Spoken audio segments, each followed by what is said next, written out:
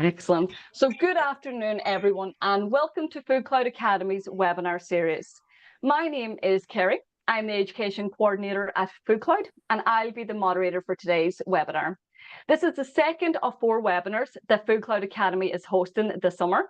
We had our first webinar last month, focusing on the theme of education and awareness, including 2 fantastic presenters showcasing best practices from Kilmany Community Pantry and Larne Community Fridge.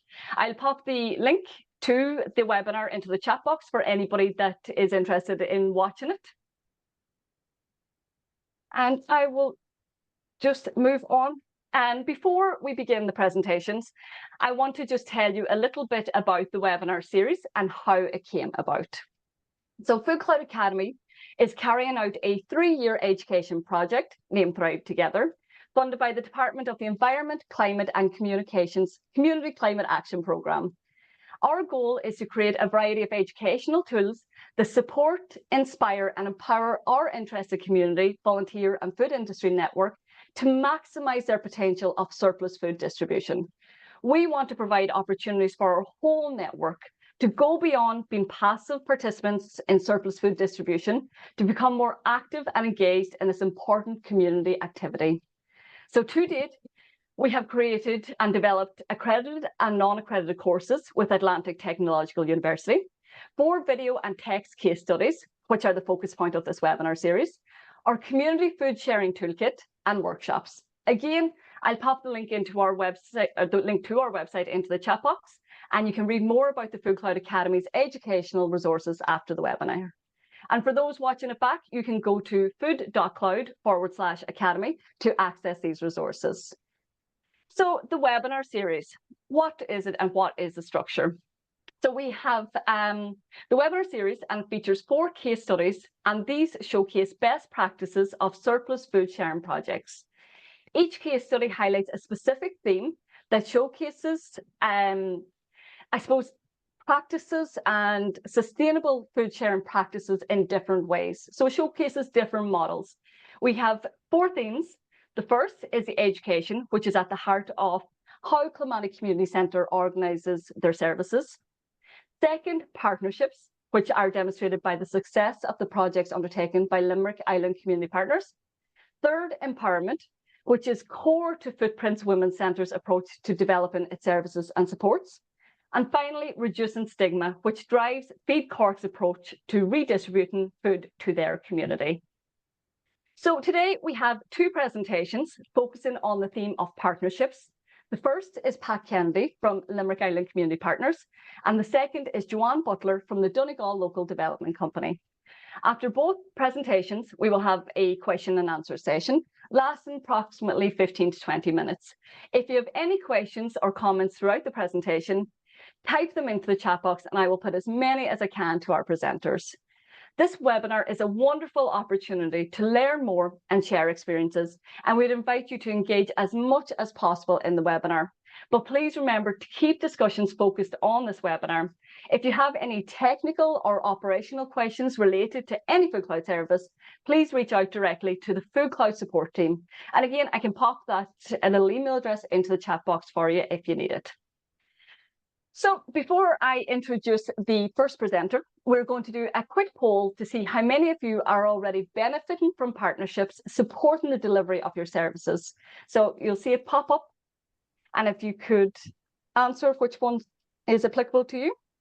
So the question, how many partners do you work with in the delivery of your project or projects? 1 to 3, 4 to 6, 6 plus, or none yet?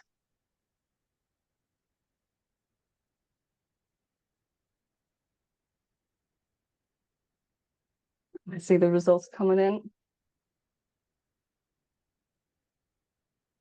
Excellent, guys. What we'll do is we'll come back to the results shortly. But in the meantime, without further delay, I will introduce Pat Kennedy, the manager at Limerick Island Community Partners, who features in our case study, Partnerships Helps Us Grow and Be Sustainable. Situated within the Limerick Island community, this model is developed in a way that creates a one-stop community voluntary organisation. Through the creation of partnerships, this model connects the entire community.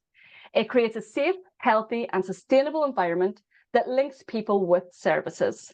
So through its food sharing projects, it works to build community trust and increase member skills and confidence. So Pat will give us a 15-minute presentation on how they achieve this. Over to you, Pat. Thank you. Thanks, Kerry. Can everybody hear me? Yeah. So we can, yeah. Yeah. So if you give me the second slide there, please, Kerry. Yeah. So we're in existence about 25 years at this stage. We're working in the most deprived area in the Republic of Ireland, other than Derry in Northern Ireland, because our profile, our demographic profile here is they struggle with employment, with engaging, drugs, drink. We have a lot of issues, but one of the good things we have is that we have the basis of a community here. So we have about 2,500 people living right in the centre of Limerick City, and they mostly live in their own houses. And we consider it our job and our position to keep those individuals in their houses where they have the support of their community.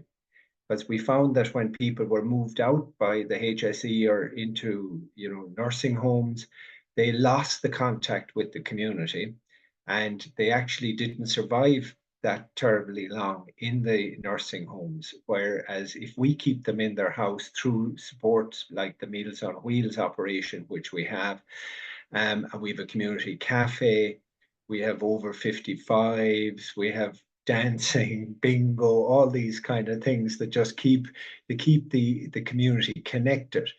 Now they do have their own struggles, like health is a serious issue down here because like we have high smoking rates, we have high drinking rates, and they're not terribly receptive to government policies or health initiatives, and so that's a challenge for us that we try to meet.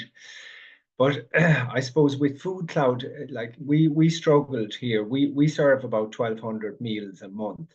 It's not a huge amount when you break it down by week, but it's part of our cafe. So we have a cafe that runs 5 days a week, 9 until say 2 o'clock, 2:30, and we serve breakfast and lunch.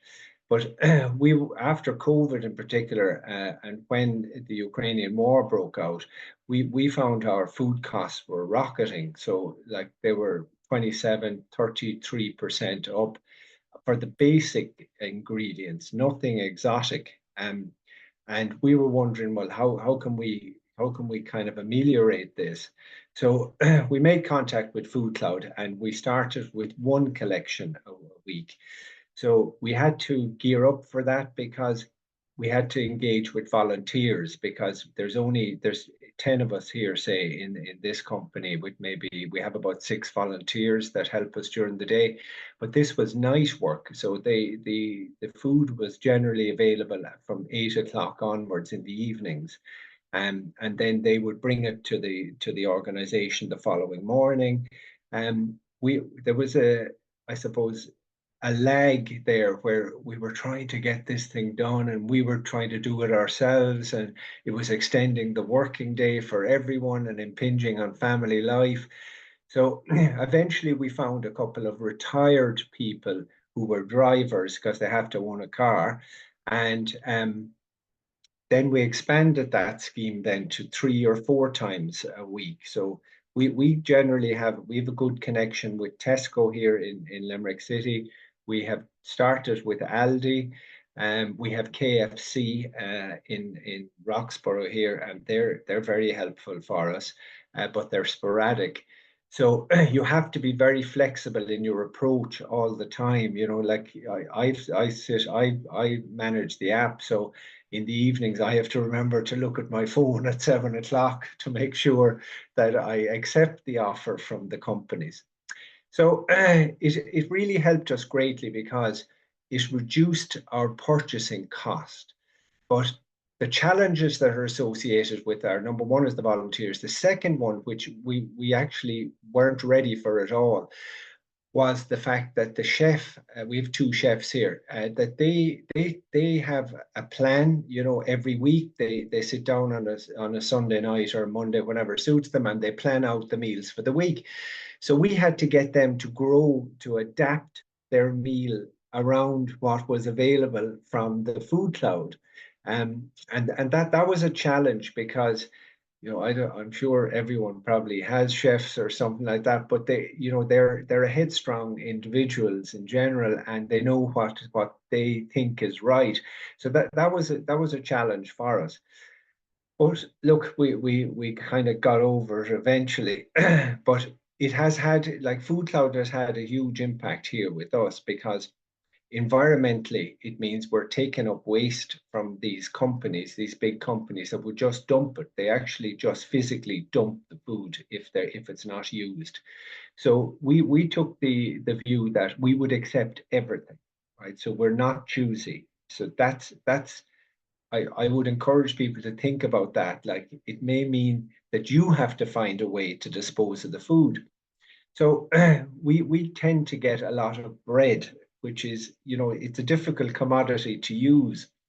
But we discovered that with the other functions that I mentioned, say like the over 55 club or the bingo, that if we put out the bread in baskets after their function was held, the bread disappeared. Everyone took it home with them, and they were thrilled to get it, and they used it. So instead of us dumping it, we had to find another source to try and get rid of it. So that's a real positive for the community, and they again feel that it's a tag to one of the big units, say like Tesco or Aldi, that they feel that Tesco and Aldi are supporting them, right? Even though we're actually doing Tesco and Aldi a favor, but it does work that way for us. I think the other really big positive for us was that we have a HSE approved kitchen.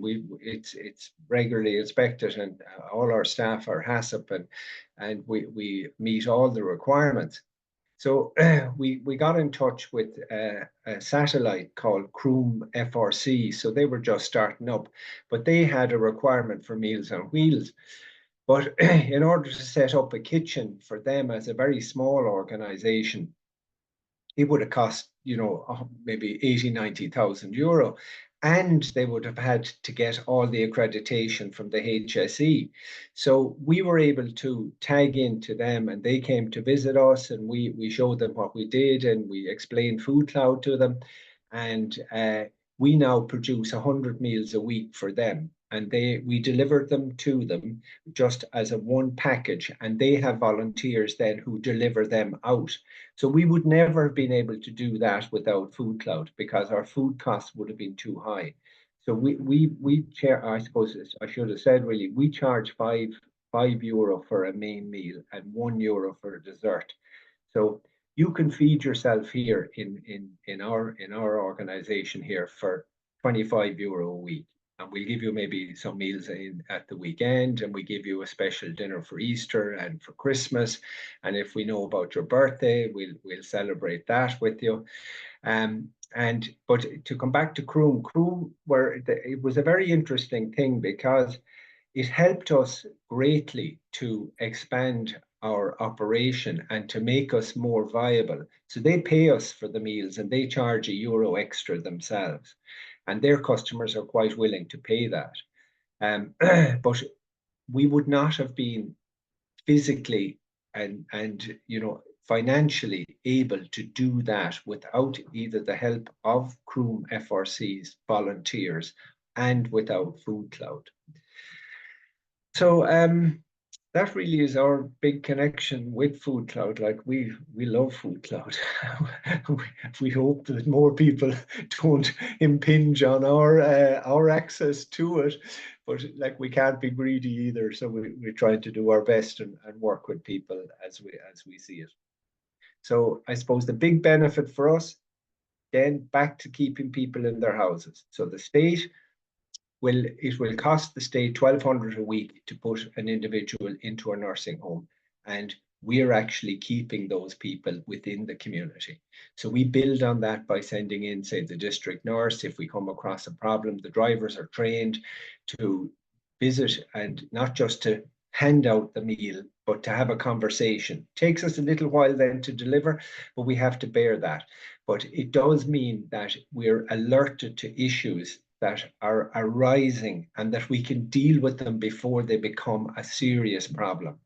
And that has enabled people, you know, who should technically be in a nursing home and would be without our help, and I'm happy to say that.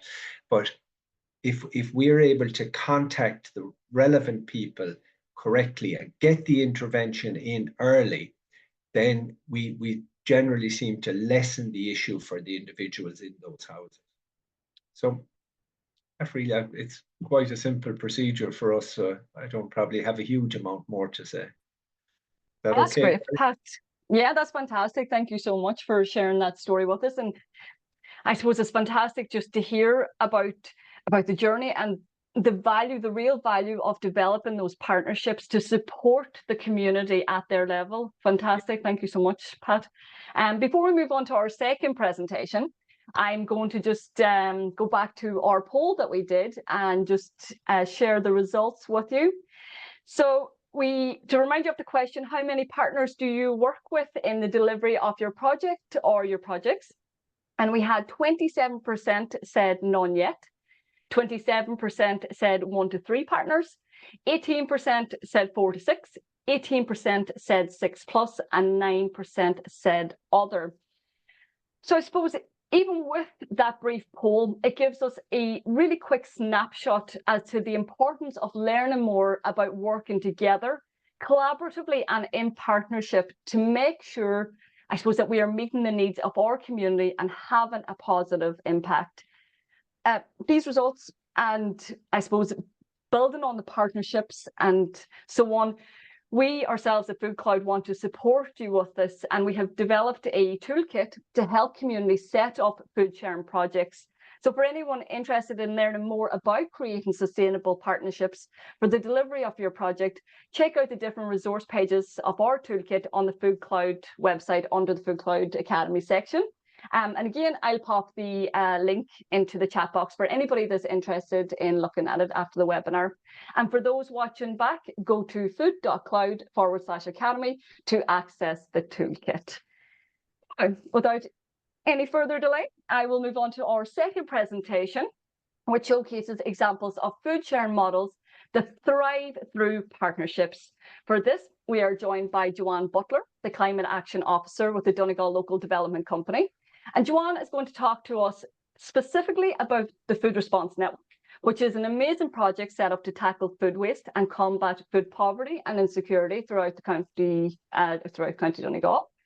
Second, Joanne is going to talk about the Growers Project that redistributes surplus vegetables to community organisations.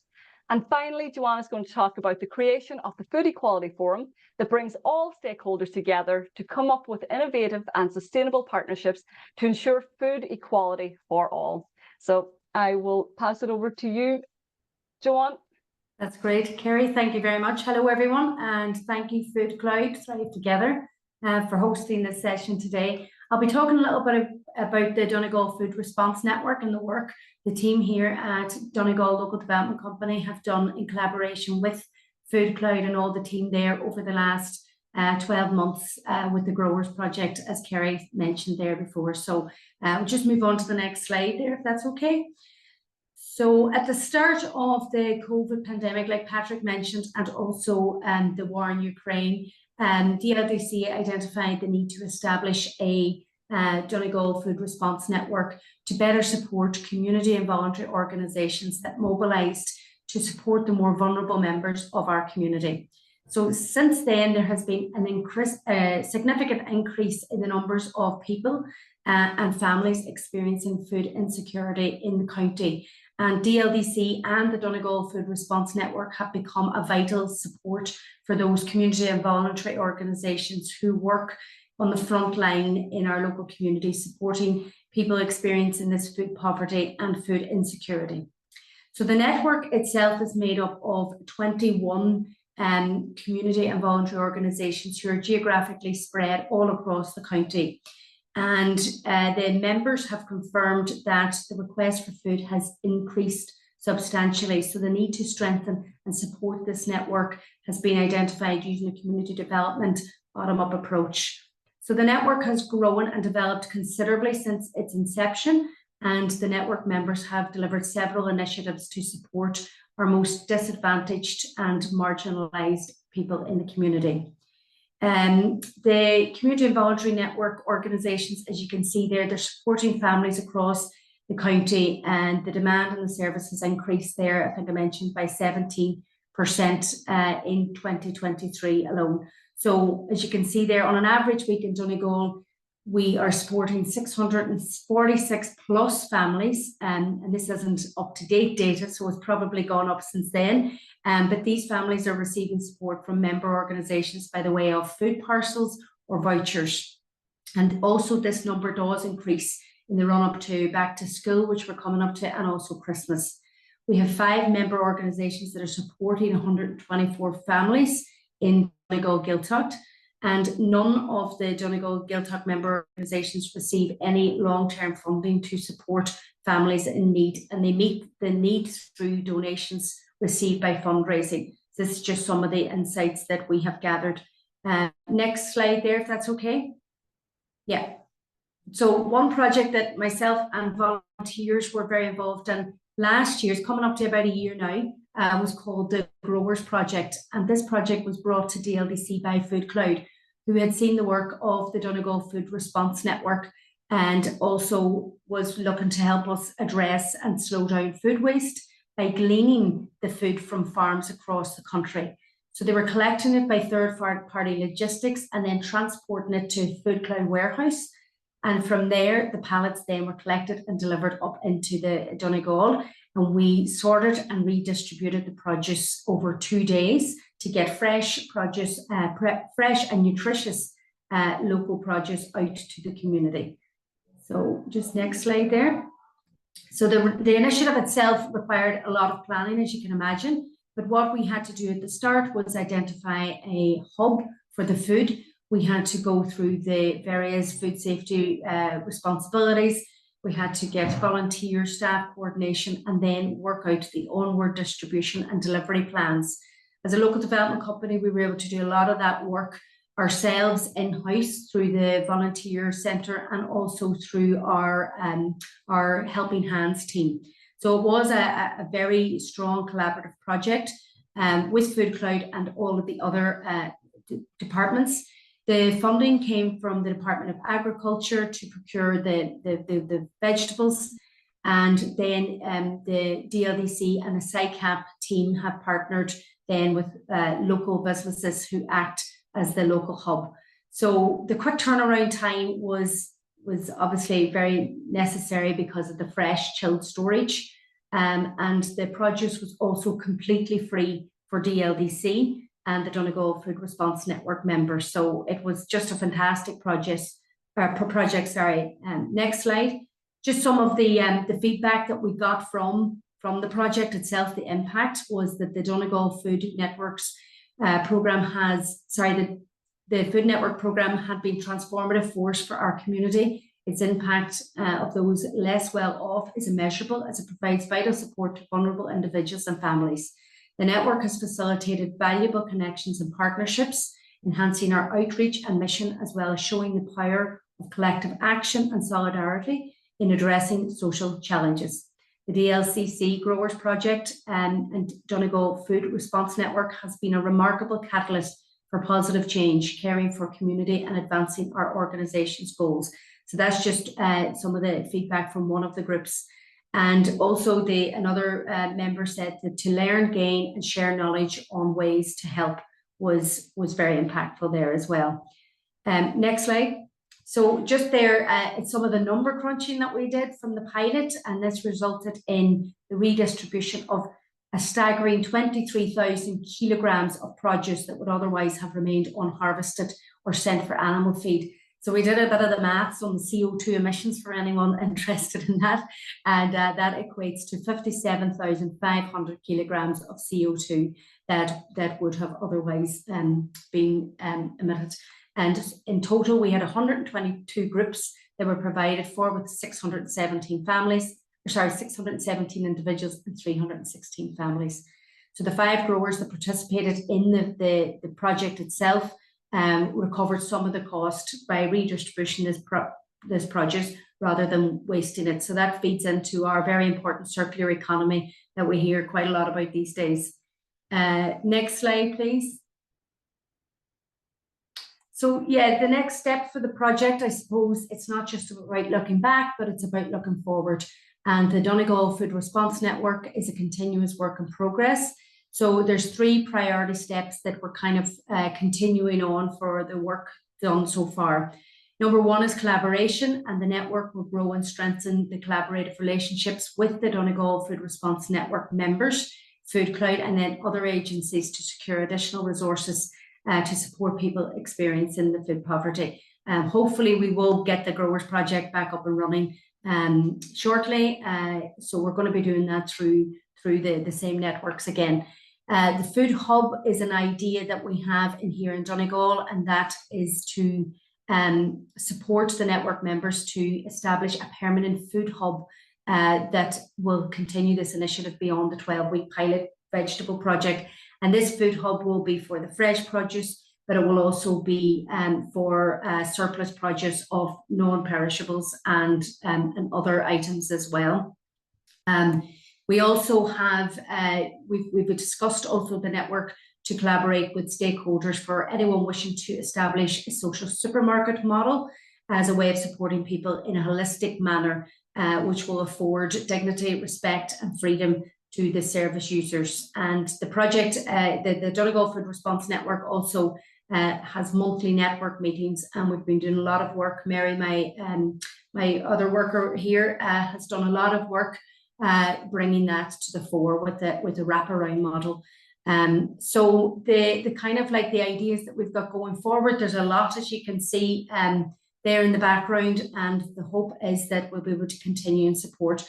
And the final project idea that we have, I think, is that the final slide there, or is that one more slide? Yeah. Okay, so this is just very briefly to look at the idea what a hub would look like in the county. And it's a growing space, community farm, and a hub that will allow volunteers to grow local food for community, and also to store the large bulky surplus for further distribution. So I think that's me there. I did it in record time. Sorry, Kerry. I had a time there for 15 minutes, but I'm not sure what I came in at. Oh, you're okay, Joanne. Thank you so much for that. It was great to hear about each of those projects. And for myself, just hearing and seeing those numbers from the Food Response Network, the impact that partnerships and working collaboratively, I suppose it brings it home, the value of working together. And then the Growers Project, the way in which everybody was able to partner and work effectively, it was fantastic to hear. So thank you so much, Joanne, for sharing that. So what I'm going to do now is I'm going to stop the share, and I'm going to stop the recording. And I'll just do that now.